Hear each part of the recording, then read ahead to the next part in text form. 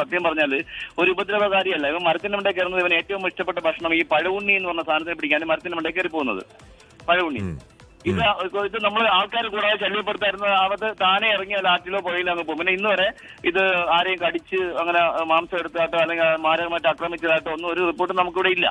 പെരുമ്പാമ്പ് തരത്തിൽ നിരുപദ്രവകാരിയാണ്. അതിനെ നമ്മൾ പറഞ്ഞു വലിയ സംഭവങ്ങളാക്കി എടുക്കുന്നതുകൊണ്ടാണ് അത് ഭീകരജീവിയായിട്ട് നമ്മൾ ചിത്രീകരിക്കുന്നത്.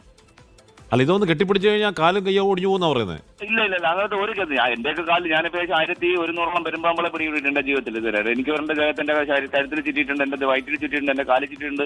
അങ്ങനെ ഒരു സംഭവം ഒന്നും ഒരിക്കലും ഉണ്ടാകത്തില്ല. അത് അതിന്റെ ഫുഡായ അവന് കൺട്രോൾ ചെയ്യാൻ പറ്റുന്ന നായ്ക്കുട്ടികളോ അല്ലെങ്കിൽ ഇന്നത്തെ ഒരു വാർത്തയുണ്ട്, രണ്ട് നായ്ക്കുട്ടികളെ ആട്ടിൻകുട്ടികളെ പിടിച്ചിട്ട് പെരുമ്പാമ്പിന്റെ വാർത്തയുണ്ട് മലപ്പുറത്ത് എവിടെയാണ്. നല്ലത് മനുഷ്യരെ ഉപദ്രവിക്കുന്നത്. ഇവര് മാറിക്കൊടുത്ത് താനെ ഇറങ്ങിപ്പോ അടുത്ത് പുഴയല്ലേ, ഈ പറഞ്ഞ സ്ഥലമൊക്കെ പുഴയാണ്, പുഴയിലാണ് അവർ ജീവിക്കുന്നത്.